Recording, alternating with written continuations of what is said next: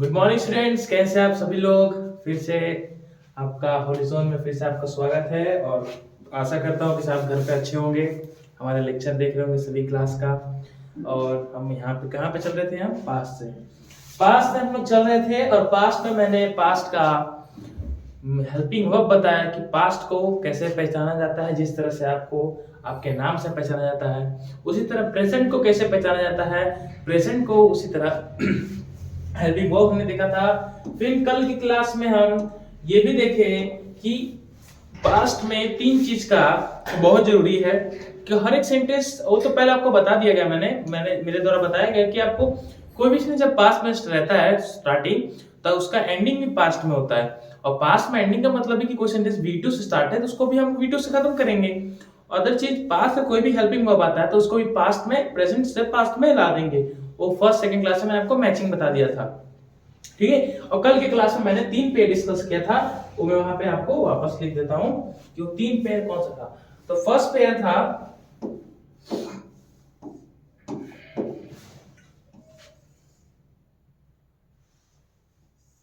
दो पेयर था, 3 पेयर नहीं था। आज मैं आपको तीसरा पेयर बताऊंगा।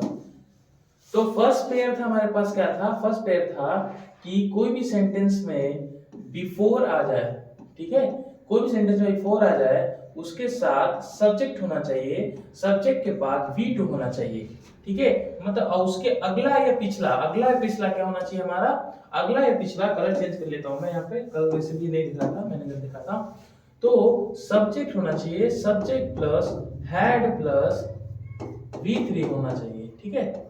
ये हम लोग ने कल किया था। मक्खी आ गया, ठीक है, ओके।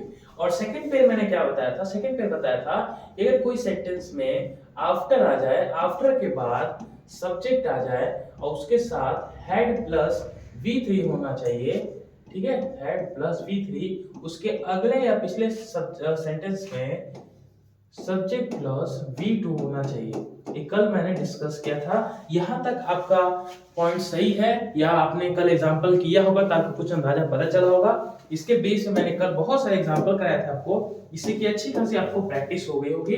और मैं भी चाहता हूं कि आप घर पे भी इसको जरूर करिए कि जितना आपका प्रैक्टिस होगा ना उतना अच्छा एग्जाम में आप परफॉर्म कर पाइएगा, ठीक है। तो ये कल पेयर मैंने डिस्कस किया था। और आज इफ क्लॉज के बारे में कुछ बोलेंगे कि इफ जब आ जाता है, जैसे बिफोर का क्या होता है के पहले, आफ्टर का क्या होता है कि बाद में, इफ होता है अगर या यदि, और उसके साथ क्लॉज जब जुड़ जाता है तो एक सेंटेंस में, क्योंकि एक सेंटेंस एक वर्ड भी आपके पूरे सेंटेंस को चेंज कर देता है। जैसे कि पास्ट कल कितना सेंटेंस को चेंज कर दे रहा था, प्रेजेंट परफेक्ट में पूरा हेल्पिंग वर्ब घुसा दे रहा था।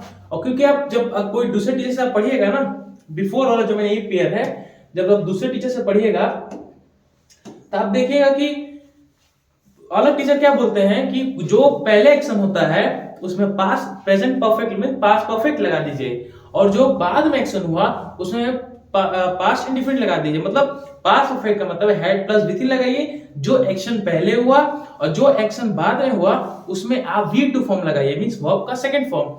वो उतना आप सेंटेंस को हिंदी करिएगा, उसको समझिएगा, फिर उसको पहले उसमें सेंटेंस में एक्शन कौन सा हुआ उसको ढूंढना है, फिर उसके हिसाब से present perfect means past perfect का हेल्पिंग वर्ब यूज करना है। इतना क्यों झंझट करना है मैंने कल यही बोला कि बिफोर अगर सेंटेंस में आ जाए, बिफोर देखते ही बिफोर के आगे सब्जेक्ट में सब्जेक्ट प्लस V2 लगा देंगे, उसके बाद कोई भी सेंटेंस आता है subject plus head plus V3 लगाएंगे। Same as it is after हुआ, आफ्टर के subject plus head plus V3 लगा देंगे, और उसके अगला पिछला सेंटेंस जो बनेगा सब्जेक्ट प्लस V2 लगा देंगे। बस यही करना था आपको। क्या जरूरी है पूरा सेंटेंस को हिंदी करने में, कोई जरूरत नहीं है। ये पूरे यही दो रूल से आधे से ज्यादा आपका एग्जांपल कल हो गए थे। तो आज हम स्टार्ट करेंगे इफ क्लॉज, ठीक है। तो पहले मैं इफ के जितने कल मैंने डिस्कस किया था, कल मैंने बताया 5 प्रॉपर्टी मींस 5 आपको इफ क्लॉज के रूल लिखाऊंगा। वो 5 से आधारित बहुत सारे क्वेश्चन बनते हैं और बस उसको आप रिमेंबर करना है, सेंटेंस में लागू करना है, सेंटेंस आपका इंप्रूवमेंट करना है, ठीक है। पहले मैं पांचों लिख देता हूं, पांचों के बाद मैं एक करके एग्जांपल के साथ आपको डिस्कस कराऊंगा। तो 5 वो मैं लिखता हूं आपको, एक मिनट।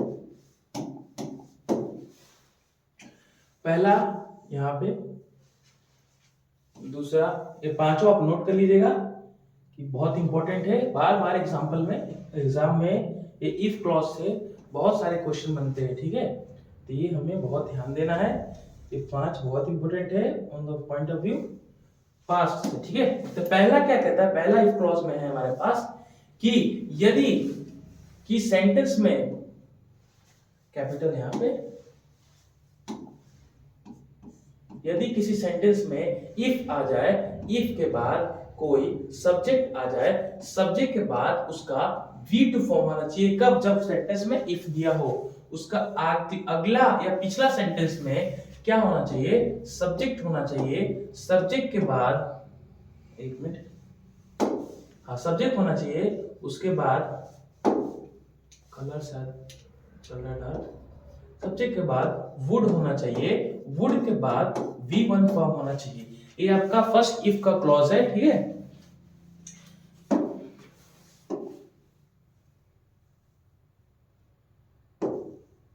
ओके, सेकंड क्या कहता है हमारे पास, सेकंड कहता है कि सेंटेंस में इफ आ जाए, इफ के बाद कोई सब्जेक्ट आ जाए, सब्जेक्ट के बाद वर्ब, अब बताऊंगा कि वर्ब कब लगता है, वर्ब के बाद नाउन आ जाए, उसके अगला या पिछला सेंटेंस में क्या होना चाहिए, सब्जेक्ट होना चाहिए, सब्जेक्ट प्लस इसके साथ भी वुड, वुड प्लस V1 होना चाहिए। ओके, ये सेकंड क्लॉज हो गया। थर्ड क्लॉज क्या कहता है हमारे पास, थर्ड क्लॉज कहता है कि यदि किसी सेंटेंस में इफ आ जाए, इफ के बाद कोई सब्जेक्ट आ जाए, सब्जेक्ट के बाद हैड, ठीक है, हैड, हैड के बाद कोई नाउन आ जाए, ये बताऊंगा इसको भी कब यूज होता है, ठीक है। नाउन अगला या पिछला सेंटेंस में क्या बनेगा, subject plus would, would plus V1, ठीक है, इसके साथ। फोर्थ प्रॉपर्टी क्या कहता है हमारा, यदि इफ क्लॉज में, इफ क्लॉज के साथ यदि कोई सब्जेक्ट है और उसके साथ क्या है हमारे पास, हेड प्लस नाउन बता दिया, वर्ब प्लस नाउन बता दिया। ये प्रॉपर्टी में फोर्थ बताना है, थोड़ा ज्यादा इंपॉर्टेंट है, इसके बेसिस पे क्वेश्चन ज्यादा आते हैं, ठीक है। इस सब्जेक्ट के बाद हेड आ जाए, हेड के पास वर्ब का थर्ड फॉर्म होना चाहिए। अगला या पिछला सेंटेंस कोई भी अगर सब्जेक्ट दिया है तो सब्जेक्ट के साथ वुड हैव यूज करना है, ठीक है, वुड हैव प्लस V3 आपको यूज करना है। एंड लास्ट वन इज, कोई इफ के साथ अगर कोई सब्जेक्ट आ जाए, सब्जेक्ट बोल रहा हूं, सॉरी, सब्जेक्ट मींस हेड आ जाए, हेड के बाद कोई सब्जेक्ट आ जाए, सब्जेक्ट के बाद आपका ये कौन सा फॉर्म चल रहा है हमारे पास, V3, तो आने वाला सेंटेंस भी subject plus would have plus V3 बनेगा। Okay, would have plus V3 बनेगा। ये पांचों का क्लॉज है, आपको ये पांचों नोट कर लीजिएगा आप, ये बहुत इंपॉर्टेंट है, इसके ऊपर बहुत क्वेश्चन आते हैं। मैं डिस्कस करता हूं कि कब आपको क्या यूज करना है, और इसके बेसिस पे हम अभी क्वेश्चन बहुत सारे करेंगे अटेम्प्ट, ठीक है। ये पांच पॉज करके नोट कर लीजिएगा एक बार। ओके, कर लिए। यही सारे पांचों क्लॉज है हमारे पास जो बहुत इंपॉर्टेंट है एग्जाम पॉइंट। अब इसके बेसिस पे क्वेश्चन करते हैं हम। पहला रूल क्या बताया मैंने कि इफ क्लॉज आ जाए, इफ क्लॉज के साथ कोई सब्जेक्ट है, सब्जेक्ट के साथ कोई V2 आ जाए, तो अगला या पिछला सेंटेंस में क्या बनेगा, subject plus had, subject plus would plus V1 बनेगा। ये पहला क्लॉज बताया मैंने, और इसके बेसिस पे हम आधारित क्वेश्चन करते हैं। तो मैंने क्वेश्चन लिखा, इसमें बताइएगा एरर क्या निकलेगा। मैंने क्वेश्चन लिखा कि she worked hard if she got a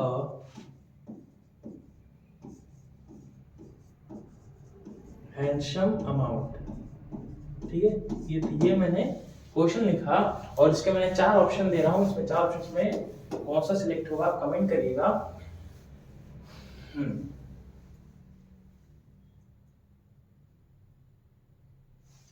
comment करिएगा, हैड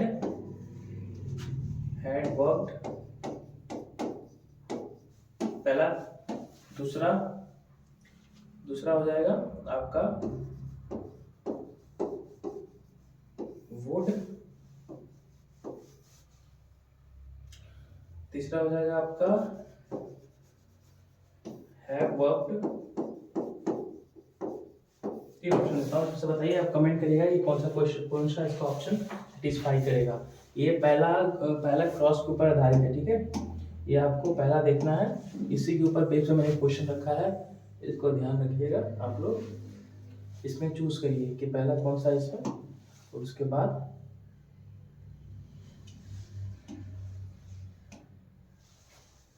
तो क्वेश्चन को जब पढ़ते हैं यहां से स्टार्ट करिए, she worked hard if she got a handsome amount. जैसे ही मैंने क्वेश्चन में इफ देखा, इफ देखते ही हमारे माइंड में आ जाना चाहिए कि इफ एक क्लॉज है, और इफ के साथ अगर कोई सब्जेक्ट आता है तो सब्जेक्ट के बाद हमेशा V2 फॉर्म आएगा। Means if she got, she एक हमारा एक सब्जेक्ट है, ये ऑलरेडी एक सब्जेक्ट हमारा दिया है, और गॉट भी हमेशा V2 फॉर्म में दिया है। इसके सेंटेंस के बाद अगला या पिछला मींस स्टार्टिंग है, और चाहे उसके बाद में जो भी होगा वो सब्जेक्ट वुड प्लस V1 होगा। तो ये चीज को काटेंगे क्योंकि यहाँ पे गलती दिया है, और यहाँ पे क्या आएगा, वुड स्टार्ट करेंगे, और ये जो वर्ब है यहाँ पे मैंने एक ऑप्शन छोड़ दिया, वुड वर्क, क्योंकि वर्ब का फर्स्ट फॉर्म है, तो ऑप्शन 2 होगा, वुड वर्क। ठीक है, ये इफ क्लॉज के ऊपर आधारित है।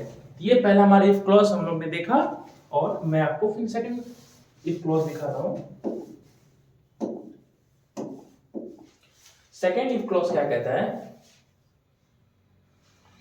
सेकंड पेयर क्या कहता है,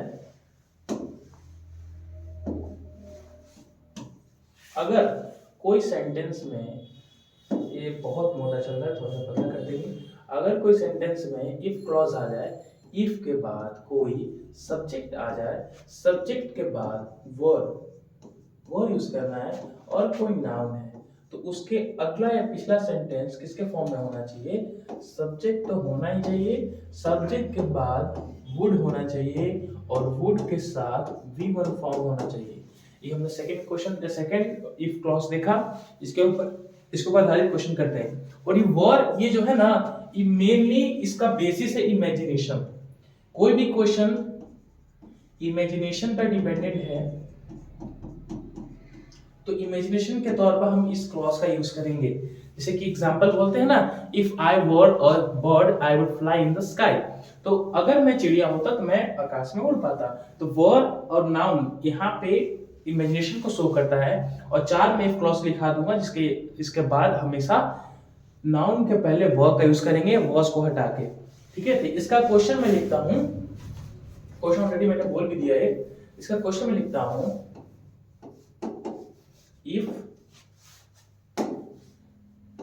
if I was a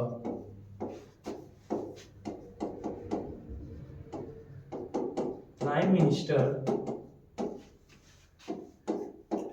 I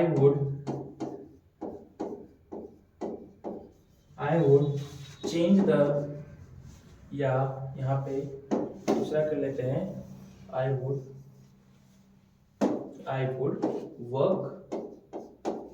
work for the welfare of the nation.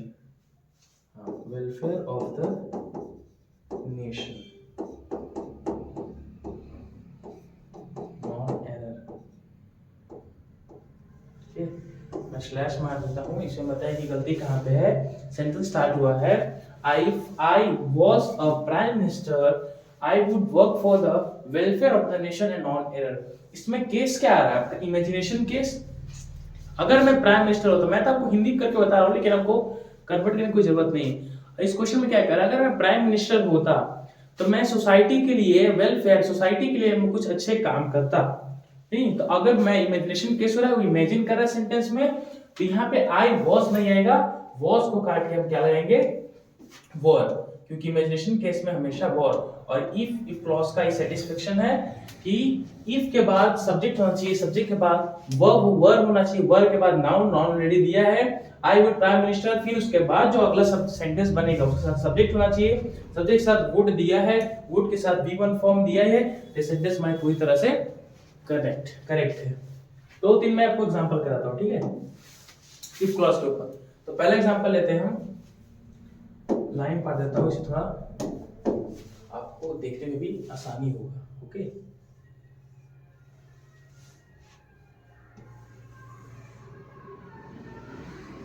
आपको तीन एग्जांपल करता हूं, ठीक है। पहला एग्जांपल लेते हैं,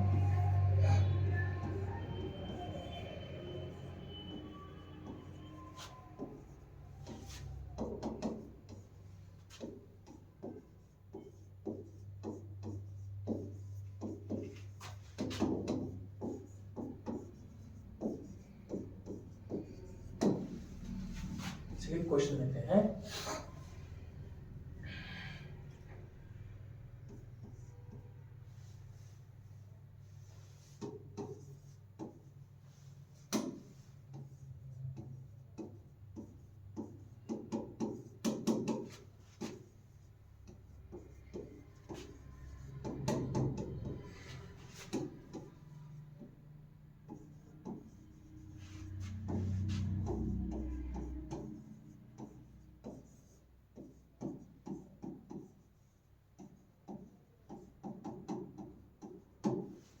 क्वेश्चन क्या है, if Gandhi were alive he would work for the nation. एक थर्ड है,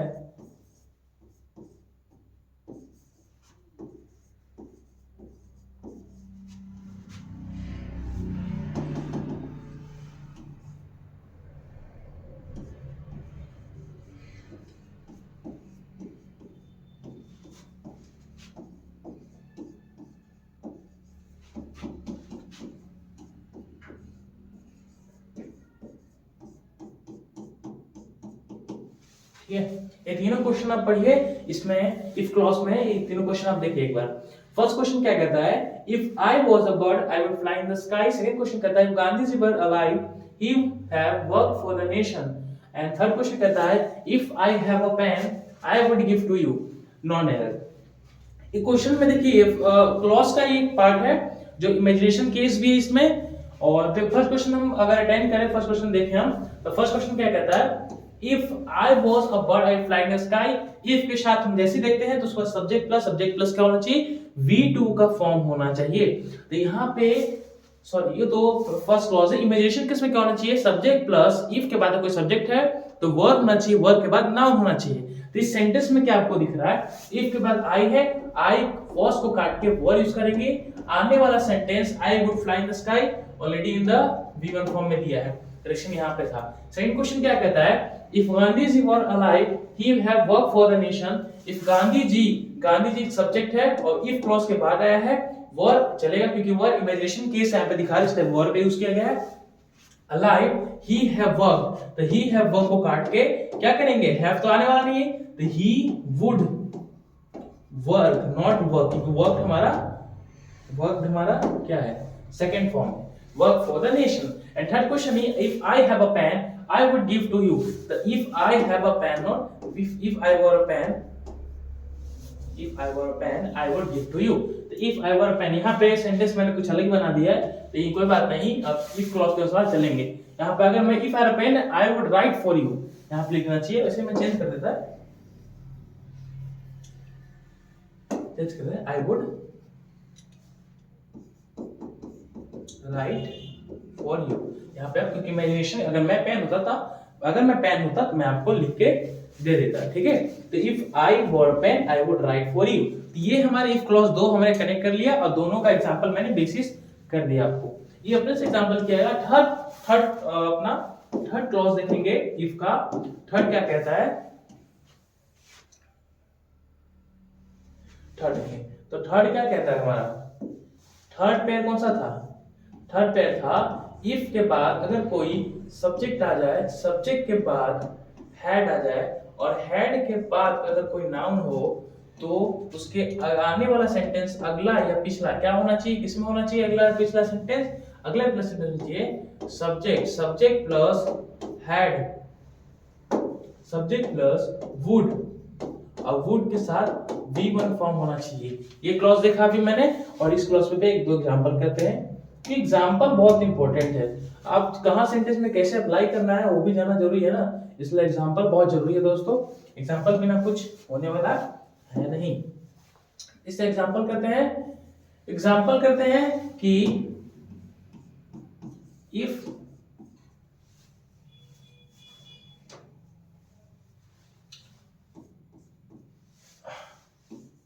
I had two houses, I would give to you। ठीक है, क्या लिखा है? If I had two houses, I would give to you।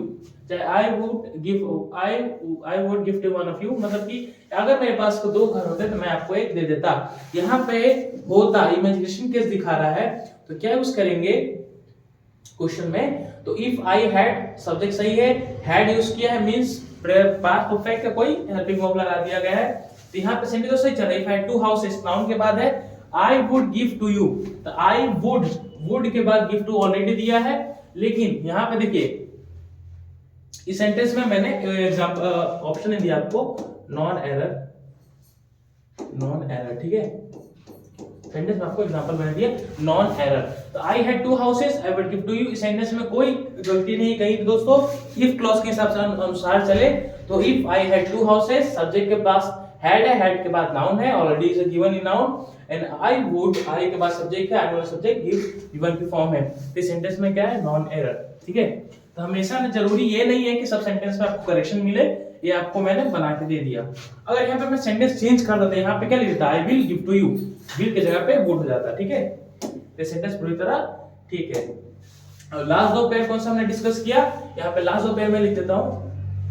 Last pair था if के साथ यदि कोई सब्जेक्ट हो, सब्जेक्ट के बाद हैड, हैड के बाद V3 फॉर्म हो, तो अगला पिछला सेंटेंस जो बनेगा सब्जेक्ट के बाद वुड, और वुड के बाद हैव, वुड है साथ में प्लस V3 बनेगा, ठीक है। यहां तक हमने डिस्कस किया था। फिर इसका सेकंड पार्ट था क्या? इफ क्लॉज का लास्ट वाला, इफ के बाद अगर कोई हैड हो, हैड के बाद कोई सब्जेक्ट आता है, सब्जेक्ट के बाद अगर V3 फॉर्म आता है, तो आने वाला पिछला सेंटेंस जो बनेगा, जो had plus would have plus V3 बनेगा, ठीक है। ये आने वाला सेंटेंस जो बनेगा इस फॉर्म में बनेगा।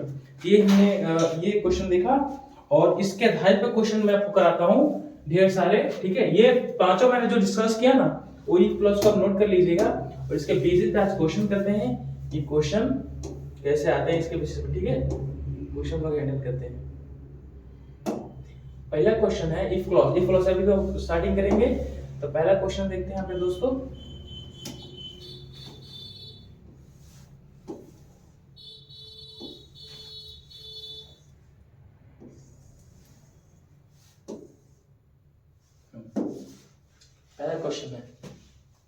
पहला क्वेश्चन क्या कहता है? If I were a to houses, I will give one two you, I will give one two you. वही है, फिर मैंने अभी जस्ट एक क्वेश्चन कराया आपको। तो if I were a to houses, I will give one two you. यहाँ पे देखिए इफ के बाद आई के बाद वर के बाद नाउन दिया गया है, उसके बाद आई के बाद will give one two you. यहाँ पे देखिएगा वर तो यूज करें, इफ तो क्लॉज है हमारा यूज हो गया है। हाउसेस यहाँ पे जो ले रहे हैं हम लोग, हाउसेस ये क्या है? नाउन है आपका। वर क्या है? क्लॉज का इमेजिनेशन केस है। आई विल, तो विल को काटेंगे, विल की जगह पे क्या आएगा? वुड, ठीक है। तो आई वुड गिव, और वुड के गिव के हमारा कौन सा फॉर्म? बी का फर्स्ट फॉर्म है, तो ये यूज करेंगे। सेंटेंस क्या होगा? If I were to houses, I would give one two you. ये हमारा सेंटेंस होगा, ठीक है। ये सारे इफ क्लॉज पे क्वेश्चन है। सेकंड क्वेश्चन को बड़ा करो, इससे थोड़ा आपको क्लियर दिखे, ठीक है। ठीक, next question. If I seen you I would stop my car. तो यहां पे देखिए इफ आई आई के बाद कौन सा फॉर्म यूज किया गया है, V2 फॉर्म या V3 फॉर्म। तो सी जो होता है, सी होता है, सौ होता है, सीन होता है और सींग होता है, ठीक है। तो ये सी के चार फॉर्म है, V1 V2 V3 V4। तो ये जो होता है, तो आई है सीन क्या है, V3 फॉर्म है ना कि V2 फॉर्म है। और V3 मैंने बताया था कि हेल्पिंग वर्ब के साथ आता है। यहाँ पे ऑलरेडी आपको मिस्टेक थोड़ा सा नजर आने लगा होगा। There I would stop, I would दिया है, स्टॉप दिया है। स्टॉप तो V1 फॉर्म है कि stop stop stop and stopping, ये तीन है स्टॉप के वर्ब के फॉर्म। तो सीन तो दिया है, लेकिन यहाँ पे V3 के साथ हमेशा पहले हमको क्या बोला था कि कोई हेल्पिंग वर्ब होना चाहिए, और यहाँ पे क्लाउज हमारा सेटिस्फाई कर गया। If I had seen you there I would stop my car, ठीक है। यहाँ पे करेक्शन क्या था, सीन की जगह पे हैड यूज होता। ऑलरेडी हम सीन जानते हैं कि V3 फॉर्म है, और ये क्लॉज को भी सेट करते हैं। यहाँ पे अगर 100 होता, अगर यहाँ पे 100 होता तो हम if I saw means if subject plus V2 का फॉर्म लेके चलते, और आने वाले सेंटेंस में वुड V1 का फॉर्म हमेशा सही होता, ठीक है।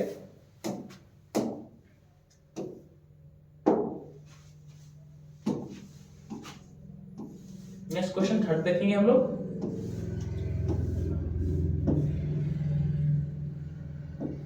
तो क्या आता है, if he was a millionaire he would start a big project. तो इफ ही वॉज, वापस इमेजिनेशन केस आ गया। तो मैंने ऑलरेडी बोला इमेजिनेशन केस में वॉज का कोई काम नहीं है दोस्तों। इमेजिनेशन केस में चार चीज होते हैं जो इमेजिनेशन केस में आते हैं। First if, as if, would that, I wish, as though. ये जितने चार क्लॉज है ना, ये इसके बाद अगर कोई सब्जेक्ट आता है तो वहां पे वॉर यूज करेंगे, वॉर, ठीक है। वॉज का यूज नहीं होता, और हमेशा वो क्या, इफ क्लॉज क्या था, पास का डिनोट करता है, इसलिए वॉर यूज करेंगे। वॉर के बाद हमेशा नाउन आएगा, ठीक है। तो इफ आई वॉर, यहाँ पे वॉज को काट के हम वॉर करेंगे। अब millionaire he would start the project, यहाँ पे स्टार्ट ऑलरेडी V1 फॉर्म में दिया है, और वुड हमारा क्वेश्चन में दिया हुआ है। नेक्स्ट क्वेश्चन करेंगे दोस्तों। यहाँ पे क्वेश्चन में बनाता हूँ क्योंकि आपको थोड़ा प्रैक्टिस होता है। क्वेश्चन बहुत इंपॉर्टेंट है दोस्तों। यहाँ क्वेश्चन बनाने का यही मकसद है कि आप रूल को कहाँ अप्लाई करना है इसमें आप सीख जाते हैं, और आप अलग बुक से भी जब क्वेश्चन देते तो आपको पुराना नहीं लगता है कि ऑलरेडी सीखा हुआ है। नेक्स्ट क्वेश्चन जो 4 है, 4 क्या कहता है, if you help me in time he would not die. यहाँ पे देखिए इफ आया है, इफ के बाद सब्जेक्ट दिया है, यू हमारा क्या सब्जेक्ट, हेल्प दिया, हेल्प क्या V1 फॉर्म है। इफ के साथ कहीं सेटिस्फाई नहीं करता पांचों रूल में से। Him in the time he would not, यहाँ पे वुड दिया है और नॉट डाई, डाई V1 का फॉर्म है, V1 फॉर्म है, ठीक है। तो यहाँ पे क्या लगता है आपको, इफ के बाद कौन सा क्लॉज लगाना चाहिए हमें जो पांचों रूल में से, कि उसके बाद आने वाला सेंटेंस वुड प्लस V1 होता है, subject plus would plus V1। तो यहाँ पे तो हेल्प का कोई काम ही नहीं है ना दोस्तों। हेल्प को काट के हम कैसे कर देंगे, V2 का फॉर्म, सिंपल सी रूल है, हेल्प कर देंगे। तो सब्जेक्ट के बाद helped him in time he would not die, ठीक है। ये करेक्शन था, उसको नोट करते रहेगा दोस्तों आपके नोटबुक में। क्वेश्चन मैं इसलिए कराता हूं आपको, क्वेश्चन बहुत करना जरूरी इंपॉर्टेंट होता है। जितना क्वेश्चन आप हैंडल करिए, इसके साथ एक मैराथन भी कराऊंगा मैं, जिसमें बहुत सारे क्वेश्चन आपको हैंडल कराऊंगा 10 से रिलेटेड, जिसको एग्जाम में इस प्रकार के बेसिक से क्वेश्चन मिलते हैं। तो स्टार्ट करते हैं। If you saw a tiger what will you do. If you saw a tiger, saw क्या है, देखो यहाँ पे हमें V2 का फॉर्म दिया है, और इफ के बाद क्लॉज दिया है, और यू हमारा सब्जेक्ट दिया है। यहाँ पे देखो सही चल रहा है, इमेजिनेशन केस तो है नहीं। अगर मैं टाइगर को देखता तो मैं क्या करता, तो व्हाट विल नॉट, विल को काटिए, इफ क्लॉज के अनुसार वुड का यूज करिए, ठीक है। तो इस करेक्शन में विल को काट के वुड यूज करना था।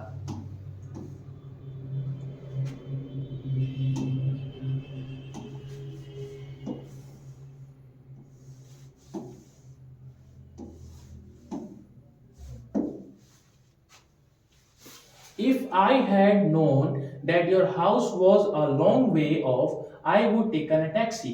यहाँ पे if देखते ही पहचानेंगे, if के बाद अगर had आया है, had के बाद हमेशा क्या आना चाहिए, क्या आना चाहिए दोस्तों, V3 फॉर्म। तो known that house was, यहाँ पे was यूज किया, ठीक है। आगे देखते हैं हम क्वेश्चन में क्या है।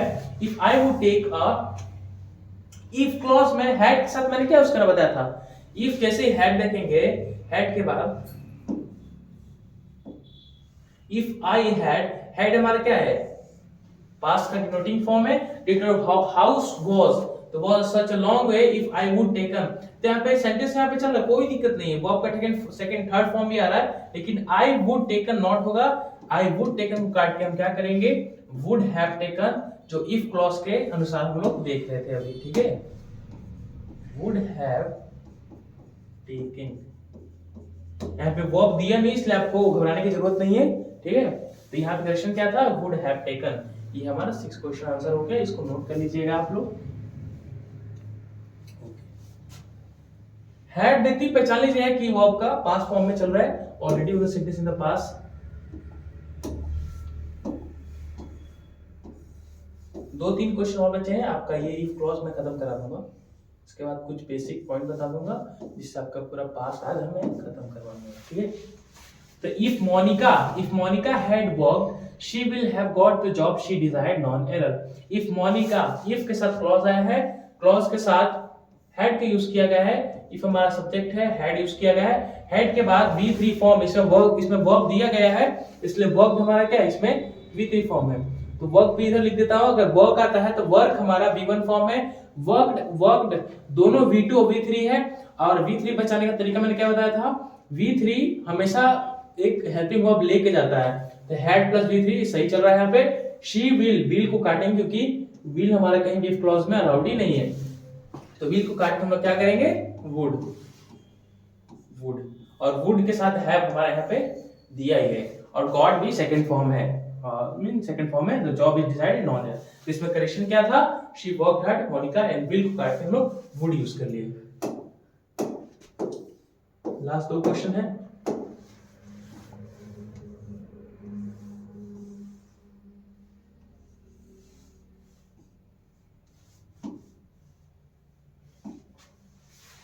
If you would have informed me, if you would have informed me, I would have immediately taken some action against him, not error।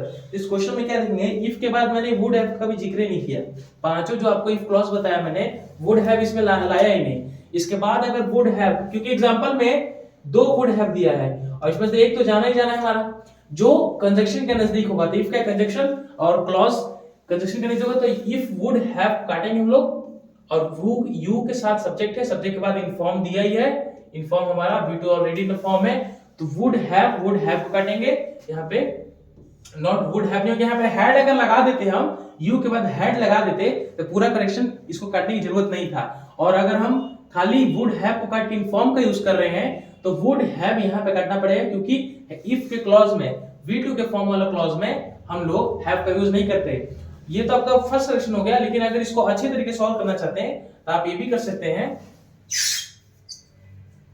ये कर सकते हैं, इफ यू दिया है, वुड हैव को पूरी तरह से काटना है, यहाँ पे हैड का यूज कर दीजिए, और हैड करते ही पूरा सेंटेंस हमारा सही फॉर्म में चलने लगा यहाँ पे, क्योंकि एग्जांपल में तो एक ही करेक्शन करना है, 2 वुड को इसको काटना है, वही करेक्शन हुआ, लेकिन अगर एग्जाम में तो आपको क्या करना है, टिक ही करना है ना आंसर।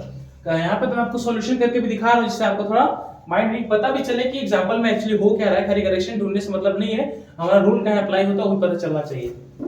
लास्ट क्वेश्चन देखते हैं हम।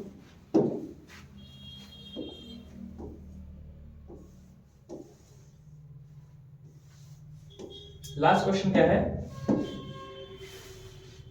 If I am ill, I would prefer a milk to juices, non error। यहाँ पे देखिए, यहाँ पे am को देखते हम नकार कर दें, क्योंकि इमेजिनेशन केस में कभी भी am का यूज नहीं होता, इमेजिनेशन केस में हमेशा वर का यूज होता है। अगर मैं बीमार होता तो यहाँ पे वर यूज करेंगे, ना ही I am। इमेजिन यह भी यही काट देना है, फर्स्ट क्वेश्चन तो आपको सामने दिख जाना चाहिए, इफ क्लॉज में वर्ब यूज करेंगे, आई वुड प्रीफर, वुड के साथ V1 फॉर्म दिया है, मिल्क टू जूस है, नॉन एरर, तो यहाँ पर करेक्शन यहाँ पे था। 9 क्वेश्चन में हम लोग हैंडल कर लिए यहाँ पे इफ क्लॉज के साथ, और आपका पूरा इफ क्लॉज मैंने समाप्त कर दिया है, ठीक है। इफ क्लॉज मैंने आपको पूरा पांचों को रूल बता दिया है, इसको घर पे आप एग्जांपल के द्वारा भी करिएगा। यहाँ पे तो आपको प्रैक्टिस मैंने कराया, प्लस खुद का एग्जांपल भी आपको बताया कैसे कहाँ पे यूज करना है। आगे पीछे मतलब ये होता है दोस्तों कि अगर आगे ऑब्जेक्ट दिया है, लंबे फॉर्म में सेंटेंस चल रहा है, तो उसमें पकड़ लें कि सब्जेक्ट और वर्ब दिया है कि नहीं, उसके आधार पर हम लोग चेंज कर देंगे। अगर सेंटेंस के पहले दे दिया हो, जब सेंटेंस के पहले दे, वहां पे भी हम लोग चेंज कर लेंगे, इसलिए अगले पिछले से कोई मतलब नहीं, खाली देखना कि सेंटेंस कहां फ्लो में जा रहा है, वहां हम इफ क्लॉज का यूज कर लेंगे। और इफ क्लॉज पांचों का पांच मैंने एग्जांपल के साथ आपको बता दिया। और मैं बताता हूं इमेजिनेशन केस में एक कंजक्शन 5 इंपॉर्टेंट है जो अभी मैंने ऑलरेडी आपको बताया था। तो पहला है इफ, सेकंड है एज इफ, थर्ड है एज दो, फोर्थ है आई विश, फिफ्थ है वुड दैट। ये जो पांचों के साथ हमेशा कोई भी सब्जेक्ट अगर आपको दिखे सेंटेंस में तो हमेशा इसके साथ वॉर यूज करिएगा। वॉर के आगे कोई नाउन देगा तो नाउन दिया ही रहेगा कोई, लेकिन वॉर हमको यूज करना है। वॉज प्रेजेंट का, फ्यूचर का पास्ट, हमें फ्यूचर का पार्ट कभी यूज नहीं करना है इसमें, ठीक है। तो ये आपका इफ क्लॉज यहाँ पे खत्म होता है। और आज पास्ट तो मैंने वादा किया था आपको पास्ट आज खत्म करा दूंगा। तो चार एक चीज बाकी रह गया जो सेंटेंस में बहुत बार पूछा जाता है, वो भी मैं आपको लिख देता हूँ, ठीक है। वो लिखने के बाद एक फ्रेम ऑफ टाइम पास्ट का देख लेंगे, उसके बाद हम लेक्चर को खत्म करेंगे।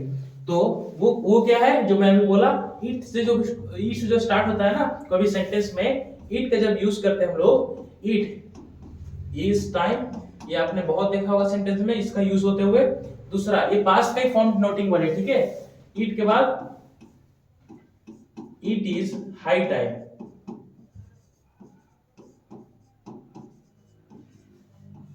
It is high time. Third one है इट इज अबाउट टाइम। ये तीनों जो क्वेश्चन है, इसके बाद अगर कोई सब्जेक्ट आपको दिख जाए, सब्जेक्ट के साथ हमेशा V2 फॉर्म कर यूज करिएगा, और 2 प्लस आ जाए 2 के बाद हमेशा V1 का फॉर्म यूज करिएगा, ठीक है। तो ये इट इज टाइम नोटेड, बोलते हैं इट इज टाइम, अब समय है कुछ चीज करने का, या अब समय है कुछ अभी, जैसे बोलते हैं बहुत सारे यूज करते हैं, it is time for lunch, it is high time for doing something, या Meera it is time for the Meera starting the new project. तो यहाँ पे कोई चीज स्टार्टअप कर रहे हैं ना, उसमें इट इज अबाउट टाइम का बहुत यूज होता है। और हमेशा याद रखिएगा सब्जेक्ट के बाद साथ हमें V2 का फॉर्म यूज करेंगे, ठीक है। तो ये तो हो गया आपका, इट का भी फॉर्म करा दिया, उसको भी पॉज करके नोट कर लीजिएगा, काम आएगा, ठीक है। लास्ट पास्ट को पहचानने का तरीका है जो आपको बता देता हूं कि पास्ट हेल्पिंग वर्ब को पहचानने का तरीका आपको बता ही दिया था। और पास्ट का फ्रेम ऑफ टाइम क्या होता है, ठीक है। पास्ट का फ्रेम ऑफ टाइम क्या होता है, पास्ट का तो फ्रेम ऑफ टाइम क्या होता है, यदि सेंटेंस में यस्टरडे का जिक्र हो, प्रीवियस डे चाहे प्रीवियस ईयर का जिक्र हो, अगो का जिक्र हो, या लास्ट मंथ या लास्ट डे या लास्ट ईयर, ठीक है, लास्ट ईयर, इसका अगर कहीं सेंटेंस में आपको जिक्र हो तो समझिएगा कि वो सेंटेंस कहां चल रहा है, पास्ट स्टार्टिंग है, तो उसका सेंटेंस के आने वाला अगला भी हम लोग पास्ट का यूज करेंगे हेल्पिंग वर्ब, और इसके पहले भी हम पास्ट का हेल्पिंग वर्ब यूज करेंगे। तो ये पास्ट का लास्ट आपका फ्रेमिंग टाइम है, पास्ट का फ्रेम ऑफ टाइम है, कहां की आपको सेंटेंस में कैसे पहचानना है कि वो सेंटेंस पास्ट में चल रहा है। और ये इसका एग्जांपल अगर मैं करा दूं, ये थोड़ा क्वेश्चन आपको कोई एग्जांपल कराने से थोड़ा आपको आइडिया भी लग जाएगा, ठीक है। तो आइडिया मैं इसके बेस पे एग्जांपल कर देता हूं।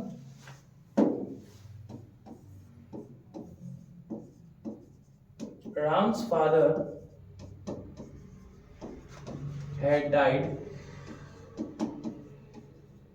yesterday, ठीक है। ये क्वेश्चन में है एक मेरे पास, और इसमें मैंने लिखा है Ram's father had died yesterday. तो यहाँ पे यस्टरडे डे की हम पहचान लेंगे कि सेंटेंस किस में बात कर रहा है, पास्ट में। तो यहाँ पे हैड का कोई काम नहीं है, क्योंकि आने वाला सब्जेक्ट जो राम्स फादर सब्जेक्ट है उसके साथ मेरा V2 फॉर्म आना चाहिए, हैड का कोई काम नहीं है। तो यहाँ पे हैड को काट के कैच करेंगे, राम्स फादर डाइड यस्टरडे। तो ये आपका पूरा फ्रेम ऑफ टाइम मैंने करा दिया। और एक रिवीजन में करा दूं तो आपको मैं बताता हूँ क्या क्या पूरा पास्ट में हम लोग ने सीखा। पास्ट में हमने सीखा कि पास्ट में हेल्पिंग वर्ब क्या होता है, कोई प्रेजेंट में हेल्पिंग वर्ब तो वहां क्या चेंज होना चाहिए, और कोई सेंटेंस जब पास्ट में स्टार्ट होता है तो खत्म भी आके पास्ट में होता है। यदि कोई सेंटेंस प्रेजेंट में स्टार्ट होता है तो आगे चल खत्म भी पास्ट प्रेजेंट तीनों में होता है। अगर कोई सेंटेंस फ्यूचर में स्टार्ट होता है तो खत्म प्रेजेंट में होगा। ये 3 चीज हमने देखा था। उसके बाद मैंने बिफोर का यूज किया, क्योंकि पास्ट में 3 चीज का बहुत दबदबा है। बिफोर का यूज किया, बिफोर के साथ क्या आना चाहिए, आफ्टर का यूज किया, उसके बाद इफ का 5 क्लॉज किया। इफ 5 क्लॉज करते ही हम लोग देखा 5 जो कंडीशन आपको मैंने बताया कि इसके साथ कभी भी आपको इफ क्लॉज आ जाए तो यहाँ पे आपको क्या यूज करना है, subject plus verb plus noun use करना है। इसको भी नोट कर लीजिएगा, काम आएगा। ऑलरेडी आपका पूरे नोट्स तो टेलीग्राम चैनल पे हमारे मिल ही जाएगा, वहां से आप देख सकते हैं, ठीक है। तो ये इफ क्लॉज आप 5 बताया, जिसमें से यहाँ पे देखिए 5 जो बताया, इफ के साथ सब्जेक्ट प्लस क्या आना चाहिए, दूसरा if subject verb plus noun क्या होना चाहिए, if subject plus head plus noun, और हेड प्लस V3 है, क्योंकि ये इंपॉर्टेंट ये इंपॉर्टेंट है, ये इमेजिनरी केस है, और बाकी सब पास्ट परफेक्ट का ही फॉर्म है। इसको नोट कर लीजिएगा। और ये आपका इफ भी खत्म होता है, इट इज नोटेड, टाइम भी आपको मैंने खत्म करवा दिया और फ्रेम ऑफ टाइम भी आपको बता दिया। कल से हम प्रेजेंट की तौर, मतलब कि प्रेजेंट की ओर नहीं, सपोज कि फ्यूचर की बात करेंगे कल से। फ्यूचर आपको 3 पॉइंट में, खाली 3 मेन पॉइंट में आपको फ्यूचर में खत्म करा दूंगा। 3 से फ्यूचर बनते हैं, आपको वो तो पढ़ना नहीं है ना, स्ट्रक्चर चाहे इंडिफिनिट या परफेक्ट, ठीक है, ये आपको पढ़ना नहीं है। 3 चीज आपका फ्यूचर आपको खत्म करा दूंगा, और बेसिक में ज्यादा नहीं लूंगा, 10 या 8 लेक्चर में आपका पूरा टेंस खत्म हो जाएगा। उसके बाद हम लोग नेक्स्ट चैप्टर करेंगे। और बीच बीच में आपको मैं सैटरडे को वोकैबुलरी कराते रहूंगा। बीच में मेरा एक वीडियो भी आया, उसको जरूर देखिएगा। और 8 क्लास से हमारा वापस ऑफलाइन क्लास स्टार्ट होने वाला है। तो एक दिन बाकी है दोस्तों, जो पास में है ऑलरेडी हमारा स्क्रीन पर एड्रेस चलते रहता है, ठीक है। और टेलीग्राम चैनल को आप प्लीज ज्वाइन करिए, उस पर नोट्स मिलेगा सेक्शन, खाली इंग्लिश का ही नहीं, मैथ का, जीके जीएस का और अदर सब्जेक्ट भी धीरे धीरे आने लगेगा आपको, ठीक है। और मैथ जिस चैनल पे आपको मैथ का भी क्लास कैसे लगता है आपका, कमेंट जरूर करिएगा सारी क्लास को, क्योंकि फीडबैक लेना हमारा काम है और आपको हमको अच्छा कॉन्सेप्ट देना है, ठीक है दोस्तों। खुश रहिएगा और ऐसे लेक्चर हमारे देखते रहिएगा। जय हिंद।